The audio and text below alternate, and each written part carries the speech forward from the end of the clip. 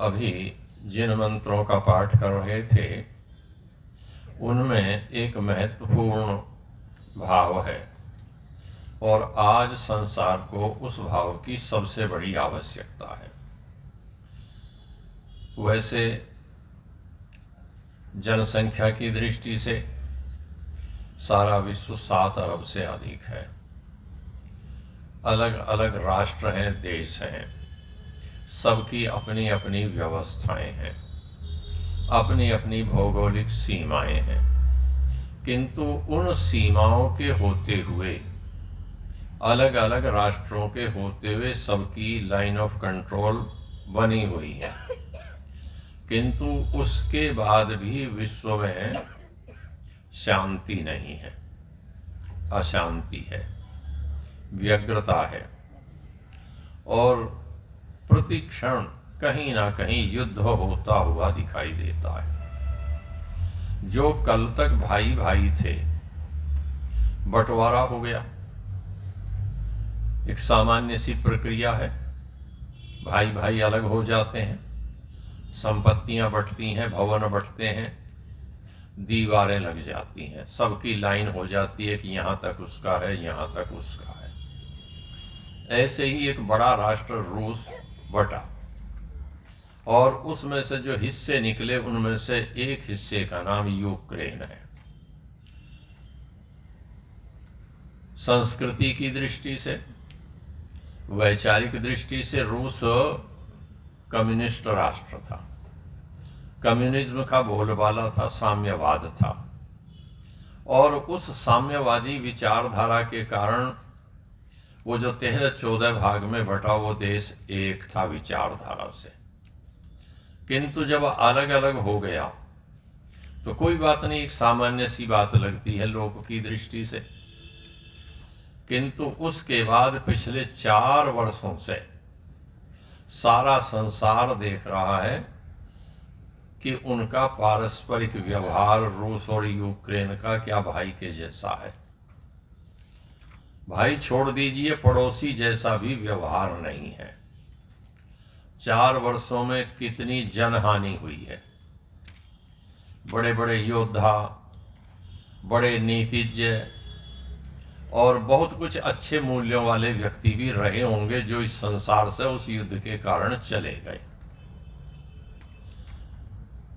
भारत के कितने विद्यार्थी थे, कई हजार विद्यार्थी, क्योंकि यूक्रेन में पढ़ने के लिए जाते थे, चिकित्सा मेडिकल साइंस की पढ़ाई के लिए। इंजीनियरिंग वाले कम थे, मेडिकल के अधिक थे। वहाँ से कैसे कैसे जान बचा करके सर्बिया होते हुए कहीं से होकर के अपने घर आए, वर्षों रहे, फिर दूसरे देश में जाकर के, सर्बिया में जाकर के अपनी डिग्री कंप्लीट कर रहे हैं वो लोग। कुछ आ गए, कुछ 1-2 वर्ष में आ जाएंगे। किंतु उस झगड़े का मूल क्या था? यदि कोई ये देखने लगे कि उसका मूल क्या है, क्या रूस ने यूक्रेन का कोई हिस्सा कब्जा कर लिया या यूक्रेन ने कुछ रूस की जमीन कब्जा ली? कहीं कुछ नहीं हुआ और युद्ध प्रारंभ हो गया। और उस युद्ध का ये था कि सारी दुनिया कह रही थी कि ये युद्ध 1 सप्ताह नहीं चलेगा। किसी ने भविष्यवाणी नहीं की थी ये युद्ध 6 महीने चलेगा। किंतु उस युद्ध को देखते हुए कितने दिन हो गए, हमें 4 वर्ष हो गए और युद्ध चल रहा है और किसी परिणति पर नहीं है। कितने बड़े बड़े भवन, कितने औषधालय, हॉस्पिटल, कार्यालय सब ध्वस्त होते चले जा रहे हैं। नदियों पर बने हुए पुल टूट रहे हैं, रेल की पटरियां उखड़ रही हैं और कितनी माताएं विधवा हो रही हैं, कितनी बहनों के भाई जा रहे हैं। कारण केवल एक है और उस कारण को दूर करने की आवश्यकता है। जब तक वो कारण दूर नहीं होगा विश्व में युद्ध होते रहेंगे। दूसरा युद्ध इजराइल का फिलिस्तीन के साथ है, गाजा पट्टी पर है। वहां भी बिल्कुल समान स्थिति है, बिल्कुल समान स्थिति है। देखिए, इज़राइल और फिलिस्तीन ये साम्यवादी नहीं है, दोनों कम्युनिस्ट नहीं है, दोनों किसी ना किसी धर्म में विश्वास रखते हैं। और जिस धर्म में विश्वास रखते हैं, एक अपने आप को कह रहे हैं कि हम यहूदी हैं और दूसरे कह रहे हैं कि हम इस्लाम के अनुयायी हैं, मुसलमान हैं। यहूदी और इस्लाम वैचारिक दृष्टि से कितनी दूर है, सोच कर देखिए। एक शाखा, कोई टहनी किसी पेड़ को ये कहने लगे कि मैं इस जड़ को मिटा दूंगी, तो सोच कर देखो ये कैसी बात है कि टहनी ये कह रही है कि मैं इस वृक्ष को जड़ से मिटा दूंगी। और इसके विपरीत यदि कोई वृक्ष कहे कि मैं अपनी इस टहनी को मिटा दूंगा, तो क्या होगा? दोनों में से किसी का अस्तित्व बचेगा क्या? आप किसी पेड़ को बराबर ऊपर से काटते रहिए, प्रूनिंग करते रहिएगा, और ऊपर को नई टहनियां मत फूटने दीजिए। जैसे ही टहनी फूटे वैसे ही काट दीजिए, जैसे ही फूटे वैसे ही काट दीजिए। एक आध साल में वो वृक्ष सूख जाएगा। अच्छा, ऊपर से नहीं काट रहे, थोड़ा सा जड़ में तेजाब डाल दीजिएगा, ऊपर पानी छिड़कते रहिएगा, जड़ में तेजाब डाल दीजिएगा, तो जड़ सूख जाएगी, वृक्ष अपने आप सूख जाएगा। तो इज़राइल और फिलिस्तीन की स्थिति यही है। यहूदी जड़ है और इस्लाम उसकी एक शाखा है। एक शाखा पहले ईसाइयत निकली, दूसरी शाखा इस्लाम निकली, निकले यहूदी से ही है दोनों। तो वहां सोच कर देखिए कौन लड़ रहे हैं। वहां साम्यवाद की विचारधारा समान थी, यहां आस्तिकवाद दोनों का समान है, और आस्तिकवाद होते हुए एक दूसरे को मिटा देना चाहते हैं। क्यों मिटाना चाहते हैं? इसलिए मिटाना चाहते हैं कि परस्पर संवाद नहीं है। यदि उनमें संवाद हो जाता, बैठ करके वार्तालाप होता, तो समस्या कहीं हल हो सकती थी। सबसे बड़ा जरूरी क्या है? संवाद। और उस संवाद के लिए क्या स्थिति है? उस संवाद के लिए तब है जब थोड़ी सी यहां जगह हो जाए बात करने की। यदि यहां बात करने का भाव नहीं है व्यक्ति के अंदर, तो सामना होते हुए भी वो उधर को मुंह घुमा लेगा, वो उधर को मुंह घुमा लेगा। एक खिलौना बिक रहा है बाजार में, बहुत पहले बिकता देखा था, आज भी बिकता होगा कहीं कहीं। और वो खिलौना था एक पुरुष और स्त्री का खिलौना। यदि उस पुरुष को सामने लाते हैं स्त्री के, तो वो एकदम से घूम जाती है, 180 डिग्री पर घूम जाती है, उसकी ओर को पीठ कर देती है, मुंह दूसरी ओर हो जाता है। पुरुष को उठा के उधर से उधर लाए, तो वो फिर उधर से उधर को घूम गई। किसी दिशा में, किसी एंगल पर करिएगा, घूमती थी। क्यों? वो प्रतीक तो बना रखे थे, एक का नाम दिया हुआ था रावण, एक का नाम दिया हुआ था सीता। बेचने वाले ने तो जैसा अपने खिलौनों का रखते हैं। किंतु सोचिए क्यों? क्योंकि भावों की प्रतिकूलता थी, भावों की समानता नहीं थी। और कैसा भाव? बड़ा एक का सरल सा भाव था। रावण का भाव क्या है? रावण तो कहता है परस्त्रीणाम हरणम, पराई स्त्रियों का हरण करना, प्रमथनम, उनको रोंद लेना, मसल लेना, जो भी अर्थ करते रहे आप, ये क्या है? ये राक्षसों का धर्म है। वो कहता है ये राक्षसों का धर्म है। और दूसरी के पास क्या है? मम व्रते ते हृदयम दधामी मम चित्तम अनुचित्तम ते अस्तु। वहां एकात्म व्रत है दोनों का, एक दूसरे के प्रति समर्पण है। इसीलिए दोनों आमने सामने नहीं उस खिलौने में होते, और यथार्थ में भी नहीं हुए। तभी तो खिलौना बनाया किसी ने, यथार्थ में नहीं हुए। तो ये जो भाव की समानता है, ये हृदय की समानता है। यदि हृदय में एक दूसरे के लिए स्थान नहीं है, तो कभी भी वो बराबर में बैठ करके संवाद नहीं कर सकते।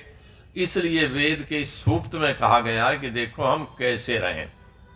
ना तो ये किसी एक देश के व्यक्तियों की बात है, ना किसी एक उपासना पद्धति वालों के लिए बात है, ये पूरी मानवता के लिए संदेश है वेद का कि सहृदयम सामनस्यम अविद्वेषम कृणोमि वह अन्यो अन्यम अभिहर्यतः वत्सम जातम इवाज्ञा। परमात्मा कहते हैं सृष्टि के प्रारंभ में मनुष्यों को उपदेश दिया कि देखो पृथ्वी पर जाकर के कैसे रहना। सहृदयम, सहृदयता का भाव रखना।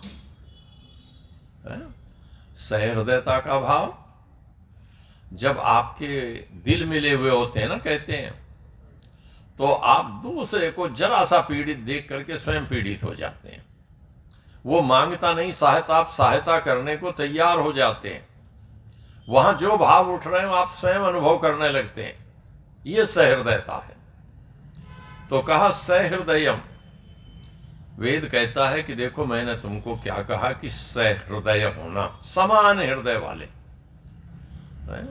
परमात्मा ने भी क्या विचित्र चीज बनाई शरीर में है? बहुत सी स्टपनी दे दी। कार वाले तो एक ही स्टपनी दे रहे हैं, परमात्मा ने दे दी ना। एक गुर्दे से दुनिया का काम चल जाता है, दो दो दे रखे हैं। एक कान से काम चल सकता है, दो दे दिए। एक आंख से काम चल जाता, उससे दो दे दी। एक हाथ से चल जाता, वो दो दे दिए। किंतु हृदय कितने दिए? हृदय कितने दिए? हृदय तो वो जो एक बंदर के पास थे दो हृदय केवल। जो मगरमच्छ की कहानी है ना, कि मगरमच्छ को उसने बताया कि मेरा हृदय तो वहां रह गया, जामुन के पेड़ पर है वहां। तो जरा मैं उसको बैठे हुए ने कहा मैं उसको ले आऊं, मैं वहीं छोड़ आया। और पेड़ से छलांग लगाई, पानी से छलांग लगाई पेड़ पर, और पेड़ से छलांग लगाई दूर और चला गया। क्या पहुंच गया? और को हृदय को लेकर आ रहा हूं, आज तक नहीं लौटा है? तो हृदय तो है ही नहीं, लेकर कहां से लौटता? एक ही दिया परमात्मा ने। किंतु एक होते हुए भी दूसरे के हृदयगत भावों को समझना। नाटक आपने देखे होंगे, सिनेमा आप देखते हैं, शायद ही कोई होगा जिसने नहीं देखा होगा है? मैं हाथ किसी का नहीं उठवाता, हाथ नहीं उठवाता, इन बच्चों के भी नहीं उठवाता मैं। टीवी पर देख लेते हैं लोग, कहीं ना कहीं देख लेते हैं, आजकल तो मोबाइल पर देख लेते हैं। किंतु मैं कह सकता हूं कि मैंने नहीं देखा, ना टीवी पर देखा, ना आज तक सिनेमा हॉल में पांव रख के देखा। और कोई फिल्म एक दो बड़ी लोगों ने चर्चा की, बड़ी राष्ट्रभक्ति की, ये देखनी चाहिए, मैंने वो भी नहीं देखी। तो परले दर्जे का अज्ञानी मान लीजिएगा उस मामले में मुझे। किंतु उसके बदले में एक विधा है नाटक, और नाटक से ही सिनेमा की ओर गए हैं हम प्रगति करके, आप ये मान लीजिएगा। तो नाटक में मंचन होता है, और जो सभा में बैठे लोग देख रहे होते हैं, कई बार उनमें से कुछ लोग तो बड़े जोर से ठाका मार के हंसते हैं, और कुछ की आंखों में आंसू आ जाते हैं। उस नाटक में कोई ऐसा दृश्य हो कि एक नवयुवक किसी बालिका का हाथ पकड़ के जबरदस्ती खींच के लिए चला जा रहा हो, तो कितने ही लोग ऐसे होंगे उस भीड़ में जो कुलमुलाने लगते हैं। और तो छोड़ दीजिए, बड़ा उदाहरण है। एक बड़े व्यक्ति हुए, बंगाल के बड़े विद्वान थे, ईश्वर चंद्र विद्यासागर। ईश्वर चंद्र विद्यासागर एक बार नाटक देख रहे थे, और नाटक का दृश्य देखते देखते वो इतने भाव विभोर हो गए, उसके साथ लीन हो गए, उन्हें ये भेद नहीं रहा कि ये नाटक हो रहा है या सचमुच की घटना हो रही है। और इसलिए जब उन्होंने देखा कि जो एक विरोधी पात्र है, आजकल तो विलेन कहते हैं उसे, आपके इसमें खलनायक उसे कहते थे नाटकों में, जो खलनायक है, उस खलनायक के किसी कृत्य को देख करके ईश्वर चंद्र विद्यासागर, जो अपने जमाने के बहुत बड़े विद्वान माने जाते थे, उन्होंने अपनी चप्पल निकाली और चप्पल निकाल करके फेंक करके मार दी मंच की ओर, किसको चप्पल लग जाए। अब सोचिए ये क्यों हुआ? ये इसलिए हुआ वो सहृदयता की दृष्टि से उस पराकाष्ठा तक पहुंच गए कि उस अपहरण के दृश्य को या घटने वाली घटना को उन्होंने ये माना कि मेरे किसी प्रियजन के या मेरे साथ घट रही है और इसका विरोध करना है, तो कुछ नहीं आया तो उठा करके चप्पल मार दी। लोग बताते हैं कि सिनेमा में भी लोग तो ये कहते हैं कि जो मैंने सुना है कि ये रिक्शा वाले, ये वाले साधारण लोग ये बहुत हल्ला गुल्ला करने लगते हैं। आप लोगों का अनुभव हो तो सोचना। और जो हमारे साथी बताते थे कि ये बहुत हल्ला गुल्ला करने लगते हैं, मारो मारो, मार लिया, अरे मार दिया करने लगते हैं। और ये जो आदमी बहुत चतुर हो जाता है ना पढ़ लिख करके, इसका हृदय दूसरी जगह ही रखा रहता है, ये बहुत चतुर हो जाता है। वो सरल हृदय है इसलिए भावनाओं में बह जाता है। उसके लिए एक शब्द है हमारे साहित्य में, वो कैसे व्यक्ति हैं? सामाजिक हैं। और उसके लिए एक विशेषण है उसका, सहृदय सामाजिक। वो कैसे हैं? वो समान हृदय वाले, अर्थात दूसरे की संवेदनाओं को, दूसरे के दुख को, उसकी अनुभूतियों को वो ये समझते कि ये मेरी अनुभूतियां हैं। इसलिए कभी तो उत्साहित हो जाएंगे उस दृश्य को देख करके, कभी परेशान हो जाएंगे और कभी कभी उनकी आंख में आंसू आ जाएंगे। देखे होंगे आंसू आते भी बहुत लोगों के। बहुत लोग ऐसे होते हैं जो रोने का ड्रामा करने जाते हैं और मन में सोचते रहते हैं छुटा, पीछा छूट गया, राड कट गई। एक कोई मित्र कह रहे थे किसी को रांद कट गई, अच्छा हुआ मरने वाले को। हरियाणवी शब्द राम है, और हरियाणा का ही कहने वाला था, उसने यही कहा कि उसकी तो रांद कट गई मरने वाले को। और कोई सहृदय होगा तो क्या होगा? उसकी आंख में आंसू आ जाएंगे, भले ही वो अनजान हो। ये है सहृदयता। तो वेद ने कहा सहृदयम, हम कैसे हो? हम सहृदय हो। दूसरी बात कही वेद ने सामनस्यम, सामनस्य भाव है। कोई ऐसी वस्तु नहीं है जो दिखाई दे जाए। देखिए भाव जो चीजें होती हैं, भाव पदार्थ, वो मूर्त नहीं होते, अमूर्त होते हैं। आप अपनी भावनाओं को सोचिए, कैसे अंदर विचार उठ रहे होते हैं, जो भाव हैं वो सब कोई कहने लगे दिखाओ कैसा कैसा उठा, बता सकते हो? क्रियाएं तो दिख सकती हैं बाहर शरीर की, पर वो भाव नहीं दिख सकता मूल। किंतु वो भाव कहाँ उत्पन्न होता है? वो मन से उत्पन्न होता है। तो इसलिए सहृदयता बनाए रखने के लिए मन की समानता भी जरूरी है।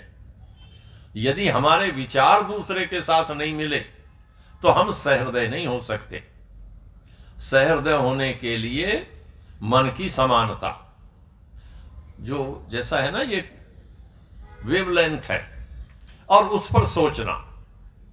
जब दोनों एक धारा पर सोच रहे हैं, किसी एक बिंदु पर सोच रहे हैं, दोनों के विचार वहीं जाकर के मिल रहे हैं, तो उनकी जो वो ठिकाना है, जिसको कहें कि फ्रीक्वेंसी मिल गई, तो बात ठीक हो जाएगी। नहीं तो जैसा रेडियो में आप करते थे ना, बटन घुमा करके, थोड़ी सी वो सुई जरा सी इधर को हुई तो दो दो आवाज आने लगती थी, थोड़ी सी और घुमाई इधर चली गई, फिर दूसरी आवाज आ रही है कोई उसके साथ मिली हुई।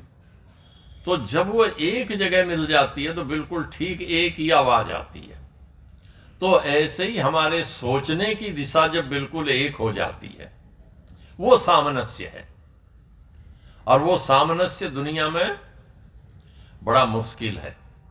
वो दो लोगों का भी सामनस्य हो जाए तो दुनिया को बदलने की ताकत तो दो में भी आ सकती है। मन मेरा कोई अलग बड़ा ताकतवर, आपका कमजोर हो, ऐसा नहीं है।